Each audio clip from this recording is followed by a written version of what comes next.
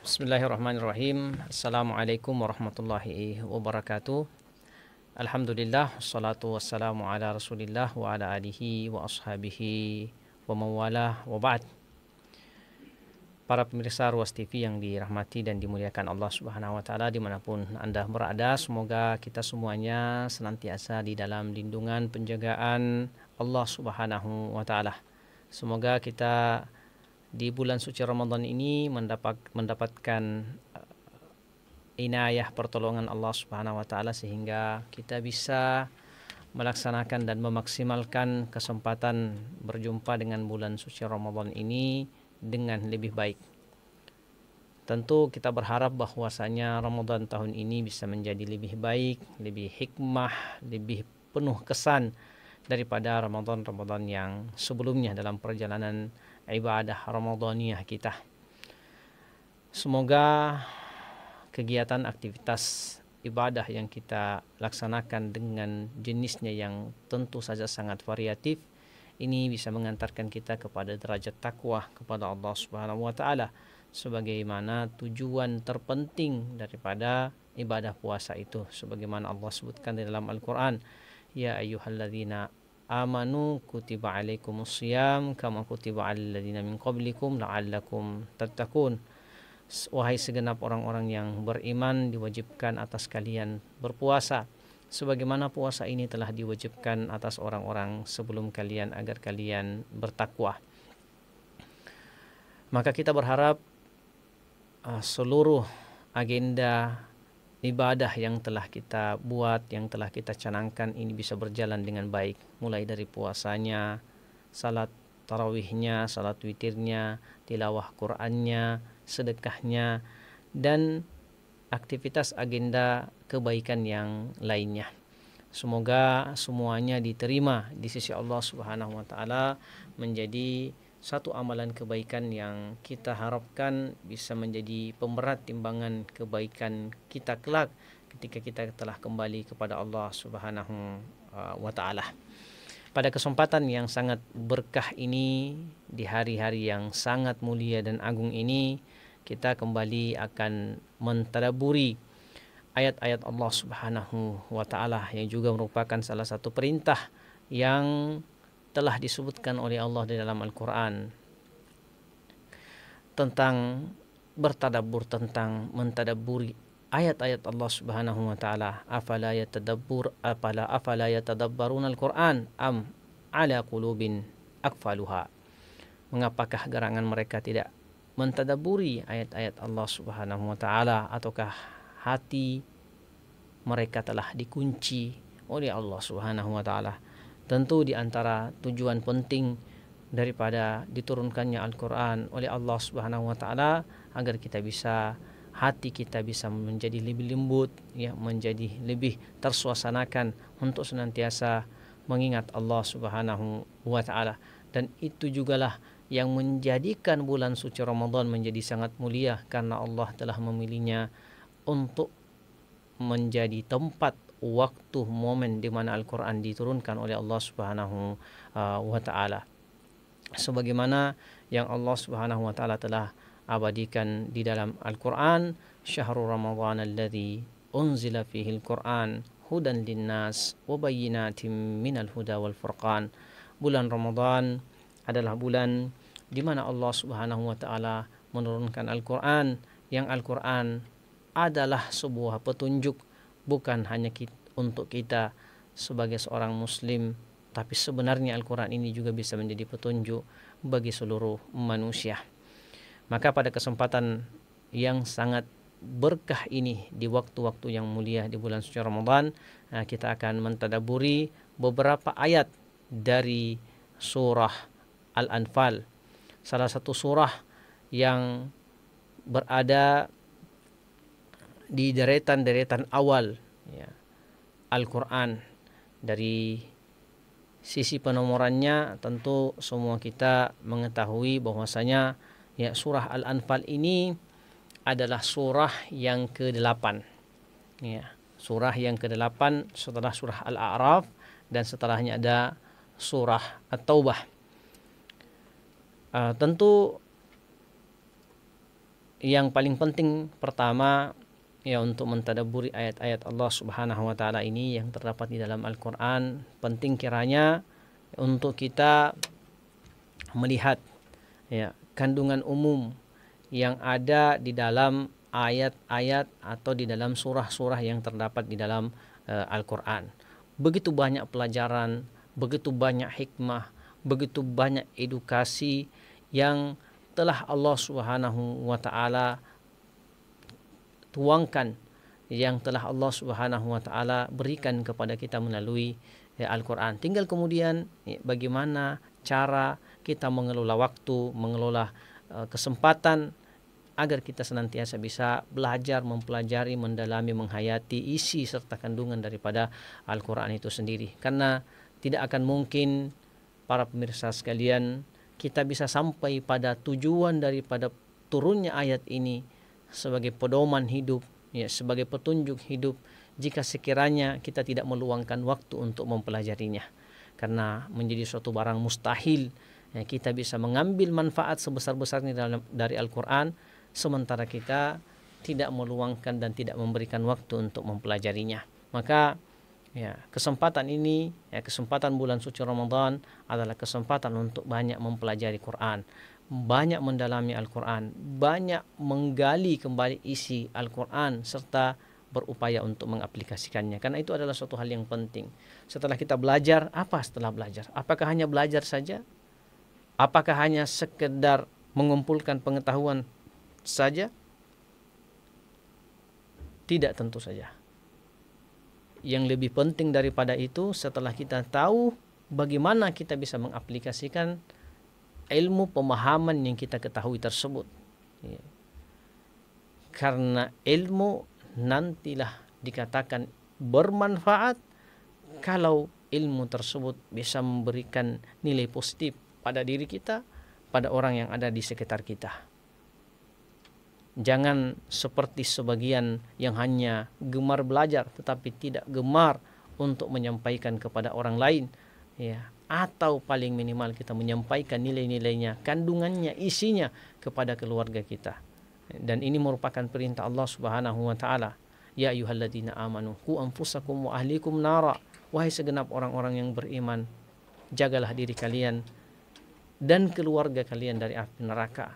Tentu ini merupakan perintah Allah Subhanahu wa taala yang perlu untuk kita hayati. Kita belajar bukan sekedar hanya untuk kita tahu, tapi kita belajar agar kita mendapatkan keselamatan, dan juga kita ajarkan kepada keluarga kita, sanak famili kita, kerabat kita, kenalan kita, masyarakat kita. Nilai-nilai Al-Quran ini perlu dibumikan sehingga dia bisa memberikan manfaat untuk kita semuanya, untuk alam semesta bahkan. Para pemirsa yang dimuliakan Allah Subhanahu wa taala, surah Al-Anfal adalah surah ke-8 di dalam Al-Qur'an, yang tentu didahului dengan beberapa surah yang cukup panjang. Ada surah Al-Baqarah, ada surah Ali Imran, ada surah An-Nisa, dan kemudian dilanjutkan dengan surah-surah yang lainnya hingga sampai pada surah Al-Anfal. Deretan-deretan surah di dalam Al-Qur'an itu, ya, tentu semua memiliki hikmah, semua memiliki pelajaran-pelajaran yang terkandung dalam yang penting untuk kita kaji secara bersama-sama. Untuk klasifikasi surah Al-Anfal ini masuk dalam kategori surah Madaniyah. Ya. Jadi klasifikasi surah dalam Al-Quran itu terbagi dua.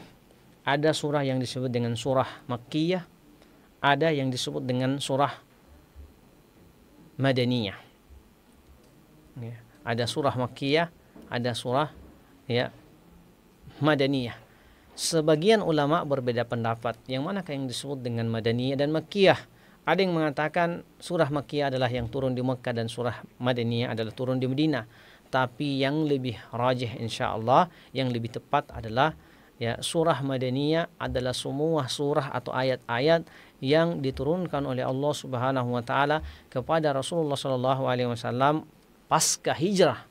Ya, pasca hijrah ke kota Madinah.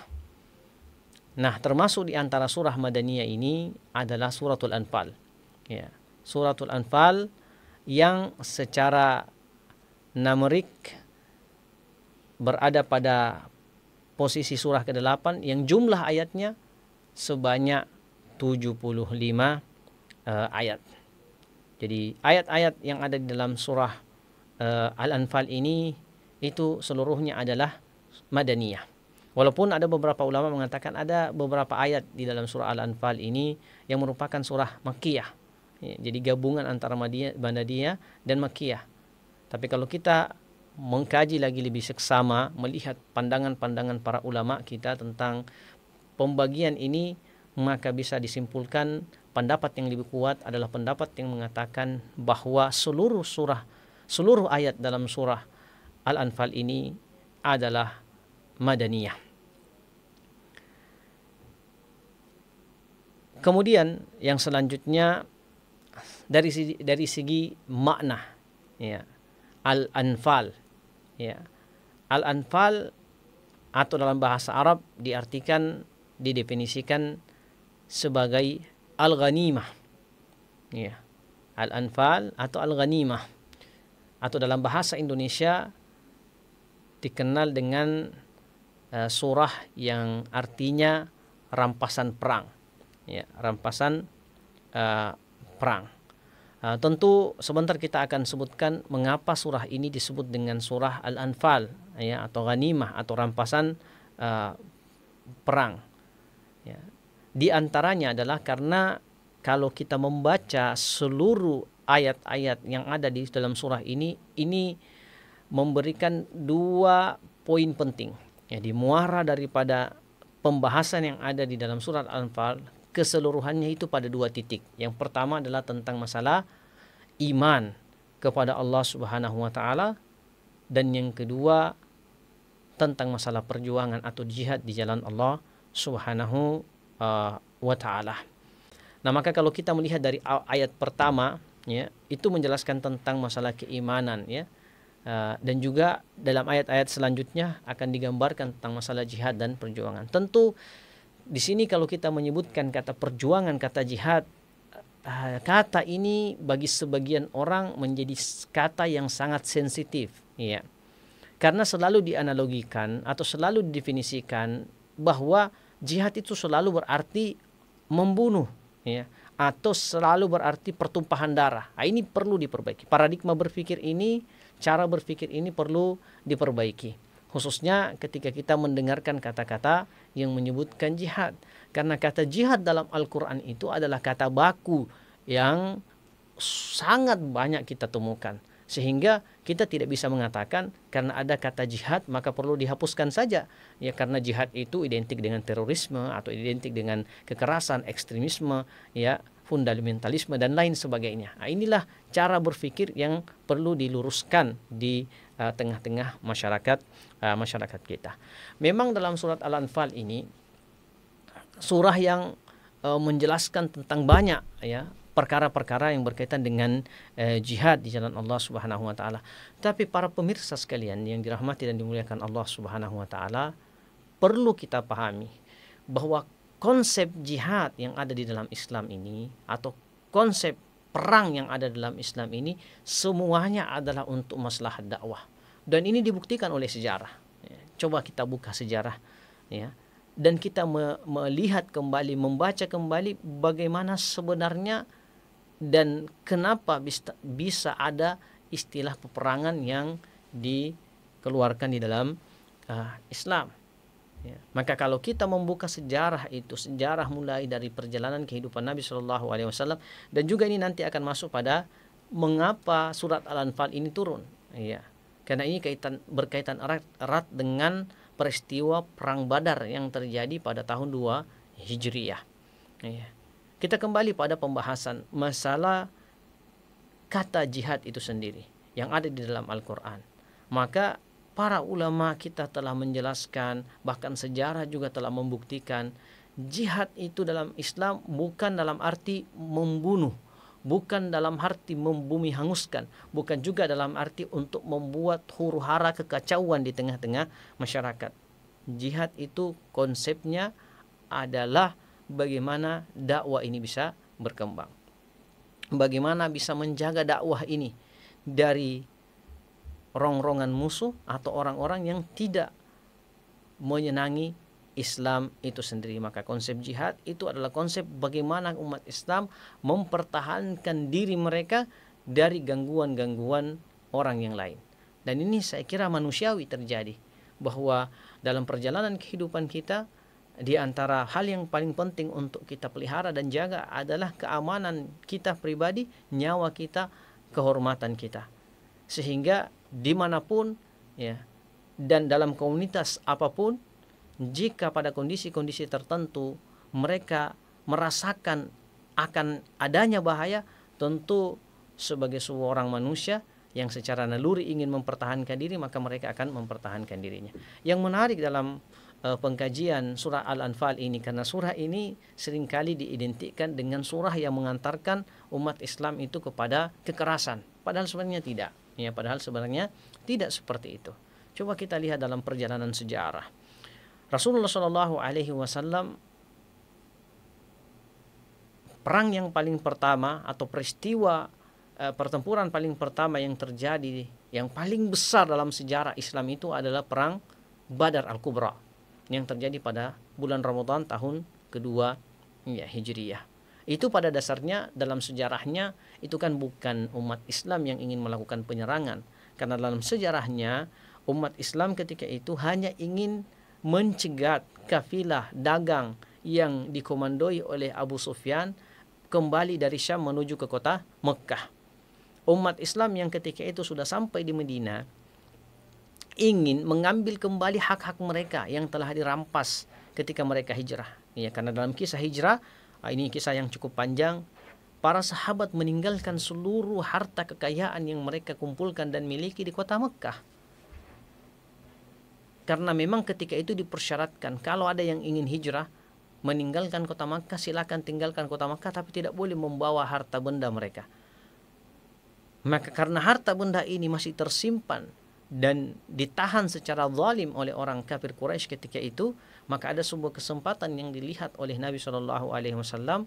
Ya, sekembali rombongan kafilah dagang yang dikomandoi Abu Sufyan ini, Rasulullah mengatakan, nah, kita bisa menghadang dalam rangka untuk mengambil kembali hak-hak kita yang telah dirampas, ditahan oleh mereka di kota Mekah. Maka keluarlah ya, sekitar 313 ya, orang dari kalangan Muhajir dan Ansar, dikomandoi langsung oleh Nabi Shallallahu Alaihi Wasallam. Mereka berjalan keluar dari kota Madinah menuju ke arah Badar. Ya. Tapi keluarnya mereka ini tanpa sama sekali melakukan persiapan untuk perang. Tidak ada persenjataan perang yang dibawa, yang ada hanya sekedar persenjataan untuk melintasi gurun yang memang sudah biasa dimiliki oleh masyarakat ketika itu. Siapa saja di antara masyarakat ya ketika itu yang ingin keluar bepergian, maka biasa baginya untuk membawa senjata-senjata tajam yang memang hanya untuk melindungi diri. Maka inilah yang dilakukan oleh Nabi Shallallahu Alaihi Wasallam. Ya. Maka luar biasa.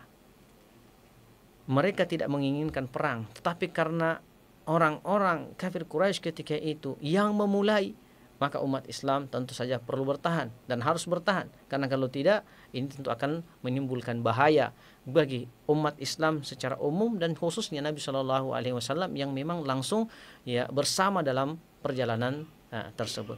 Tapi yang perlu dicermati para pemirsa Ruas TV yang dimuliakan Allah Subhanahu wa taala, dalam rangka menjelaskan tentang bahwa umat Islam ini pun kalau terjadi peperangan, mereka tidak akan melakukan hal-hal yang di luar kode etik daripada ya peperangan itu sendiri. Maka dalam peristiwa perang Badar ini ya 313 kurang lebih para sahabat yang ada ketika itu ya mampu mengalahkan sekitar 1000 ya orang-orang dari pasukan kafir Quraisy. Tapi apakah Rasulullah dan para sahabat ketika itu yang mampu memenangkan ya pertarungan dua kelompok ini, melakukan hal-hal yang buruk ya terhadap orang-orang Quraisy yang terkalahkan ketika itu, apakah membantai atau menzalimi mereka ya, ataukah seperti apa? Maka dalam bukti sejarah ya, peperangan pun yang dilakukan dalam Islam itu penuh dengan cara yang beradab ya, tidak sebagaimana yang dilakukan oleh sebagian orang terhadap umat Islam. Maka ini adalah gambaran bahwasanya Islam adalah agama, meskipun berbicara tentang perang, berbicara tentang rampasan perang seperti surat Al-Anfal, bukanlah berarti bahwa agama Islam itu adalah agama perang, yang agama ini disebarkan dengan ya peperangan dan pertumpahan darah. Buktinya sangat mudah kita di Indonesia ya, dalam perjalanan sejarah, dan dibuktikan dari semua teori-teori sejarah ya, teori Mekah, teori Gujarat, teori India ya, teori Buya Hamka ya, teori Alatas, semua teori-teori tentang masuknya Islam ke Indonesia, tidak ada satupun teori tersebut yang menunjukkan bahwa Islam masuk ke negara kita ini dengan kekerasan. Ini semua menunjukkan bahwasanya Islam berbicara tentang jihad, Islam berbicara tentang ghanimah, berbicara tentang rampasan perang. Bukan berarti Islam itu identik dengan agama perang yang mengutamakan pertumpahan darah dalam menyebarkan prinsip ajarannya ketimbang kedamaian ya.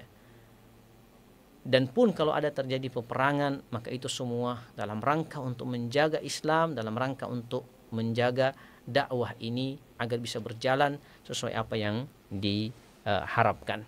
Dan itu semua terbukti dalam ya perjalanan sejarah. Bahkan dalam sejarah perjalanan manusia kita melihat adakah sebuah pemerintahan atau adakah sebuah prinsip peperangan yang lebih indah ya daripada prinsip-prinsip yang dibangun dalam Islam ya.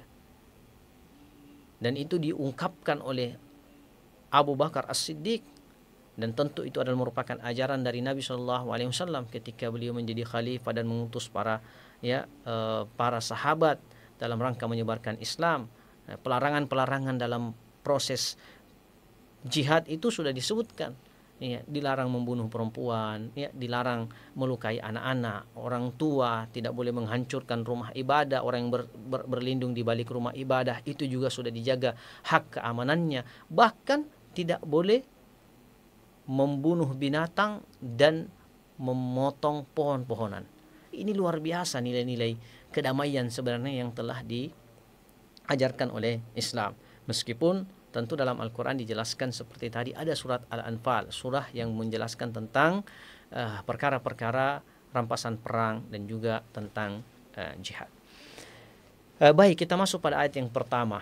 Ayat yang pertama Allah Subhanahu wa taala berfirman, A'udzu billahi minasyaitonir rajim. Bismillahirrahmanirrahim. Yas'alunaka 'anil anfal. Qul al-anfalu lillahi war rasul. Fattaqullaha wa aslihu dzata bainikum wa athi'ullaha wa rasulahu in kuntum mu'minin. Ini ayat pertama dalam surah Al-Anfal. Dan dari ayat inilah penamaan surat Al-Anfal itu sendiri. Karena kalau biasanya dikatakan kenapa dinamakan dengan surat Al-Anfal? Karena memang rata-rata surah itu dinamakan dengan adanya penyebutan kata tersebut ya. Al-Baqarah misalnya tentang keluarga Imran di surah Al-Imran, An-Nisa membahas tentang perempuan, kemudian Al-Anfal sendiri membahas tentang masalah ghanimah atau rampasan perang. Dalam ayat yang pertama ini Allah Subhanahu wa taala berfirman, yas'alunaka 'anil anfal. Wahai Muhammad, mereka bertanya-tanya kepadamu tentang rampasan perang, maka katakanlah ya, kul al-anfalu lillahi wa rasul. Katakanlah bahwa rampasan perang itu ya, ghanimah itu adalah milik Allah Subhanahu wa taala dan rasulnya. Fattaqullaha wa aslihu dzata bainakum. Bertakwalah kalian kepada Allah Subhanahu wa taala wa aslihu dzata bainakum, dan perbaikilah ya hubungan keadaan antara kalian, wa atiullaha wa rasulahu. Ikutilah perintah Allah Subhanahu wa taala dan Rasulnya, in kuntum mu'minin, jika sekiranya benar-benar kalian beriman. Nah, dari ayat yang pertama ini penting untuk kita dalami sedikit berkaitan dengan makna-makna yang terkandung di dalamnya, juga berkaitan dengan apa sebenarnya sebab nuzul atau sebab turunnya, asbabun nuzul daripada surah ini. Dalam sebuah riwayat disebutkan bahwasanya, ini diriwayatkan oleh Imam Ahmad rahimahullah taala dalam kitab Musnad beliau, bahwa dari sahabat yang mulia Ubadah bin Samit radhiyallahu taala anhu, ketika menceritakan tentang peristiwa rampasan perang yang menjadi sebab turunnya ayat-ayat dalam surat Al-Anfal. Ubadah bin Samit mengatakan bahwasanya beliau mengatakan tentang kamilah, seluruh, maksudnya kami di situ artinya seluruh sahabat yang ikut di dalam perang Badar, tentang kamilah peserta perang Badar itu surah Al-Anfal ini diturunkan. Kondisinya ketika itu adalah terjadi perselisihan antara sahabat yang hadir membersamai Nabi dalam perang Badar tersebut, yang jumlahnya kurang lebih 313 orang tersebut, berselisih pendapat akan dikemanakan pembagian daripada rampasan perang. Jadi dalam peristiwa perang Badar, Nabi Shallallahu Alaihi Wasallam setelah mampu menguasai medan peperangan itu, walaupun jumlah mereka sedikit, Rasulullah mampu mengkondisikan para sahabat untuk bisa mengalahkan 1.000 orang dari kalangan kaum Quraisy ketika itu. Rasulullah membagi 3 para sahabat. Yang pertama, kelompok pertama ditugaskan untuk mengejar orang-orang kafir Quraisy ketika itu yang sedang lari mundur.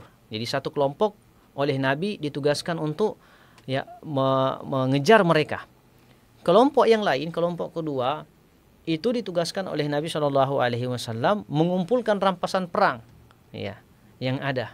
Dan tentu berbicara tentang rampasan perang dalam kondisi perang itu menjadi suatu hal yang biasa. Kelompok yang kedua ini bertugas mengumpulkan rampasan perang dari apa yang ditinggalkan oleh musuh ketika itu. Kelompok yang ketiga ditugaskan oleh Nabi Shallallahu Alaihi Wasallam untuk menjaga posisi barisan paling di belakang, di mana Rasulullah Shallallahu Alaihi Wasallam sendiri di situ dijaga oleh beberapa sahabat. Maka 3 kelompok ini yang mengejar, yang mengumpulkan dan yang menjaga, akhirnya berselisih pendapat. Siapakah gerangan yang harusnya mendapatkan porsi paling banyak daripada hasil ghanimah rampasan perang Badar ini? Kelompok satu yang mengejar berselisih dengan yang kedua pun berselisih dengan yang ketiga berselisih dengan yang pertama. Jadi semua berselisih akan siapakah sebenarnya yang harusnya mendapatkan rampasan perang tersebut. Maka dari sebab inilah Allah Subhanahu wa taala menurunkan ayat berkaitan dengan rampasan perang itu. Dikemanakan dan seperti apakan pengaturannya di dalam Islam. Sehingga ayat yas'alunaka 'anil anfal qulil anfalu lillahi war rasul. Mereka, wahai Muhammad, para sahabat bertanya tentang rampasan perang itu, maka katakanlah rampasan perang itu adalah milik Allah Subhanahu wa taala dan milik Rasulnya sallallahu alaihi wasallam. Hikmah yang pertama dari ayat ini bahwa tentu kita dalam menghadapi situasi dan kondisi yang memerlukan penentuan hukum, mestinya semua dikembalikan kepada Allah Subhanahu wa taala dan Rasulnya sallallahu alaihi wasallam. Sehingga tidak terjadi seperti apa yang terjadi pada kalangan sahabat. Rasulullah masih ada di tengah-tengah mereka, ternyata 3 kelompok yang dibagi oleh Nabi ini berselisih pendapat satu dengan yang lainnya. Maka inilah juga dalam kehidupan kita. saat sekarang ini. Tentu Rasulullah Shallallahu Alaihi Wasallam tidak ada lagi di tengah-tengah kita, tetapi peninggalan beliau dari sabda-sabda beliau, hadis-hadis beliau yang begitu banyak memberikan kita banyak informasi ya tentang hukum-hukum yang ada di dalam agama kita. Tentu pun kalau ada beberapa peristiwa-peristiwa yang tidak tercover, tidak tercakup di dalam hadis-hadis yang telah ditinggalkan oleh Nabi Shallallahu Alaihi Wasallam, tentu ada ahli-ahli ilmu, ada para ulama, ada para tokoh-tokoh kita yang bisa memberikan petunjuk akan hal tersebut, sehingga kita bisa keluar dari perselisihan-perselisihan yang perselisihan ini tidak melahirkan kecuali kelemahan di tengah-tengah umat Islam. Hikmah yang kedua dari ayat yang pertama tadi adalah bahwasanya kita mesti beriman dan yakin bahwa Allah Subhanahu wa taala Maha tahu ya apa yang terbaik untuk kita. Maka ketetapan ya pembagian harta rampasan perang tadi itu ketika sudah dikatakan milik Allah dan milik Rasulnya, maka setiap sahabat ya yang hadir ketika itu membersamai Nabi Shallallahu Alaihi Wasallam tidak ada lagi yang protes, ya bahwa ini saya berjuang lebih dulu atau ini saya berjuang lebih keras, pengorbanan saya lebih banyak dan lain sebagainya. Tidak ada lagi. Ya, ketika ditetapkan satu ketetapan oleh Allah Subhanahu Wa Taala melalui Rasulullah Shallallahu Alaihi Wasallam, itu adalah satu ketetapan yang mesti untuk kita jalankan, ya kita patuhi dan kita taati. Dan kita beriman seyakin-yakinnya, ya kita yakin sedalam-dalamnya bahwasanya semua ketetapan itu adalah penuh dengan hikmah yang Allah Subhanahu wa taala tentu telah tetapkan untuk maslahat kita semua, khususnya umat Islam. Kemudian dalam ayat ini kalau kita kembali tadi lihat ya bahwa al-anfalu lillahi war rasul, maka Allah mengatakan fattaqullah, bertakwalah kepada Allah Subhanahu wa taala. Karena takwa ya tentu saja di antara nilai yang paling terpenting dari takwa itu adalah taat kepada Allah, taat kepada Rasulullah sallallahu alaihi wasallam. Nah, ini nilai penting yang perlu kita jaga, bahwa takwa itu ya yang juga merupakan tujuan paling penting dari pensyariatan puasa, la'allakum tattaqun, kutiba alaikumusiyam kama kutiba alal ladzina min qablikum la'allakum tattaqun, agar kita bertakwa ya. Maka takwa yang paling tinggi adalah bagaimana kita patuh taat kepada Allah, patuh taat kepada Nabi sallallahu alaihi wasallam ya. Kemudian yang kedua dari ayat yang tadi, setelah wattaqullah, Allah mengatakan wa aslihu dzata bainikum, perbaikilah hubungan antara kalian. Tentu tadi para sahabat yang bercerai-berai, yang awalnya bersama dalam berjuang, ya tiba-tiba ada fitnah yang luar biasa, fitnah harta, dan ini para pemirsa sekalian yang dirahmati dan dimuliakan Allah Subhanahu wa taala, memang merupakan salah satu sumber perpecahan. Dahulunya ketika kita tidak memiliki apa-apa, ya, masih pada miskin-miskin semua, ya masih pada kondisi sangat kekurangan, itu dengan sangat mudah kita bersatu, dengan sangat mudah kita bersama-sama. Tetapi setelah harta itu mulai muncul, kekayaan itu sudah mulai banyak, ya harta benda sudah mulai menumpuk, inilah saatnya Allah menguji kita semuanya ya, dengan perkara tersebut. Betapa banyak orang yang bisa bersabar dengan kesulitan, tapi dia tidak bisa bersabar saat ia telah memiliki harta atau gelimangan harta yang diberikan oleh Allah Subhanahu wa taala ya kepadanya. Maka ini hal yang penting. Wa aslihu dzata bainikum, perbaikilah hubungan kalian, perbaiki kebersamaan kalian, ya perbaiki persatuan kalian ya.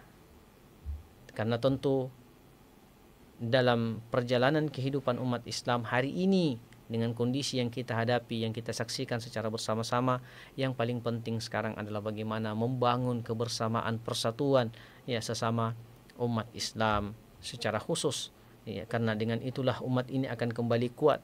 Apalagi kalau kita kembali kepada surat Al-Anfal tadi, Al-Anfal ini bercerita tentang perang Badar yang kalau hitungan matematis jumlah 313 orang kurang lebih itu, dengan persiapan persenjataan yang sangat minim itu, tidak akan mungkin mampu mengalahkan 1000 orang yang dengan persiapan yang sangat-sangat matang. Tapi inilah Allah Subhanahu wa taala menjadikan kebersamaan, persatuan, kesolidan ya di dalam Islam menjadi satu kekuatan yang tidak terkalahkan walaupun dengan kekuatan-kekuatan yang hitungan-hitungan matematisnya ya sangatlah kuat.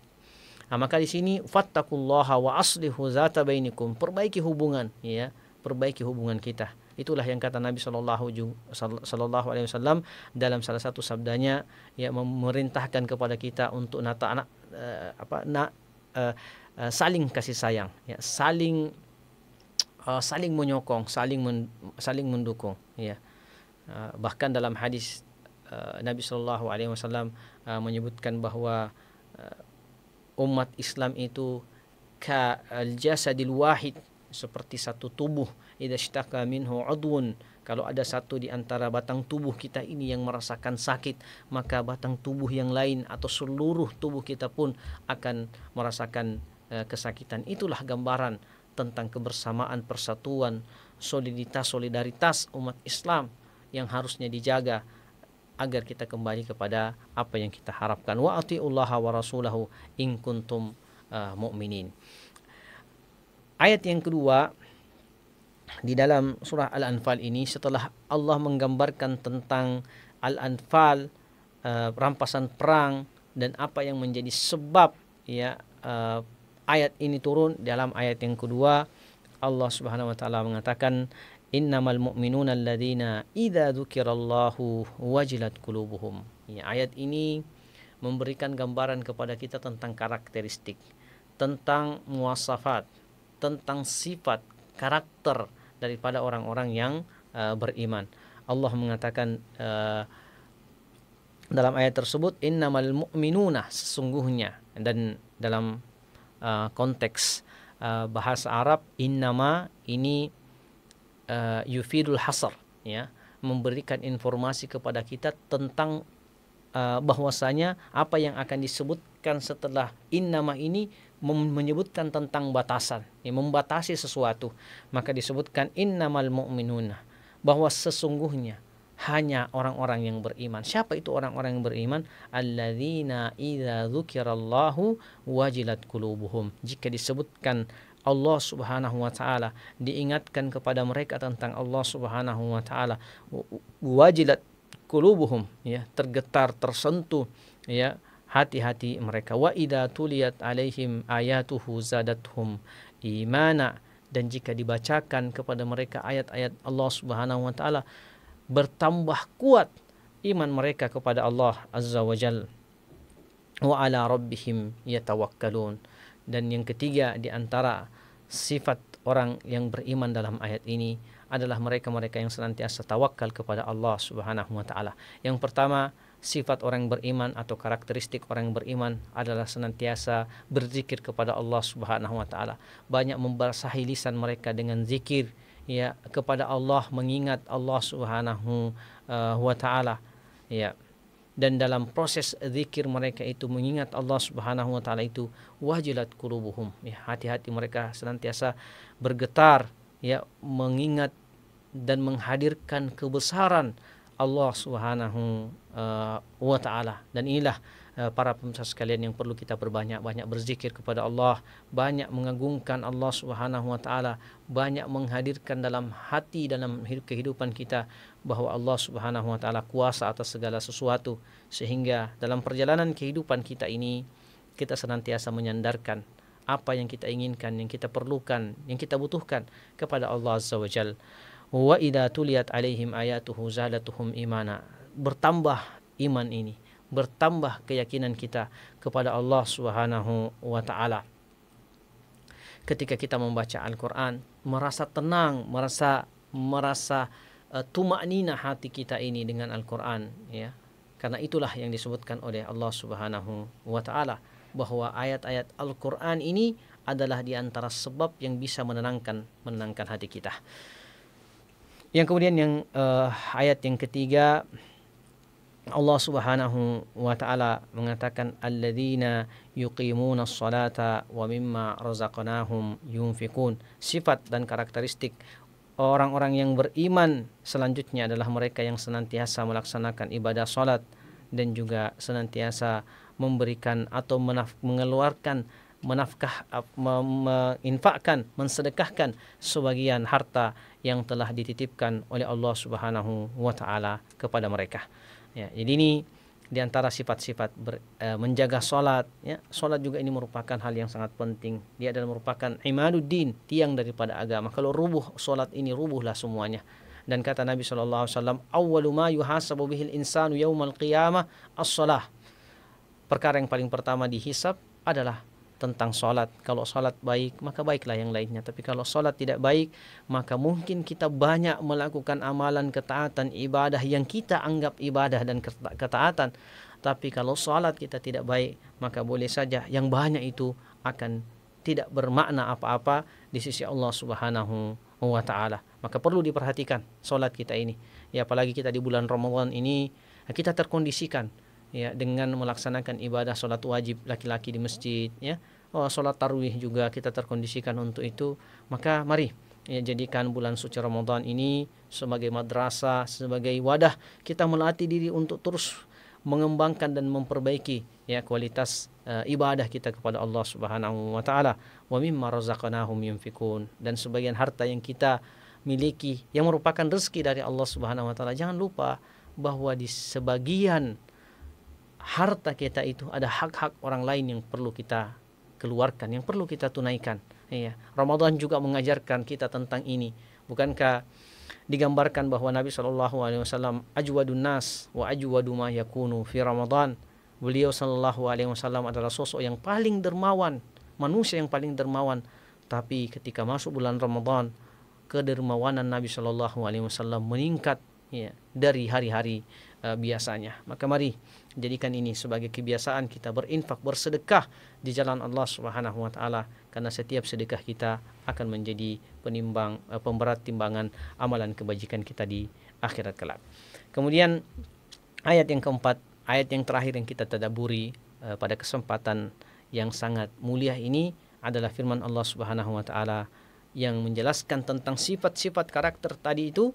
Maka dalam ayat ini Allah mengatakan ulaika humul mu'minuna haqqan lahum darajatun 'inda rabbihim wa maghfiratun wa maghfiratun wa rizqun karim.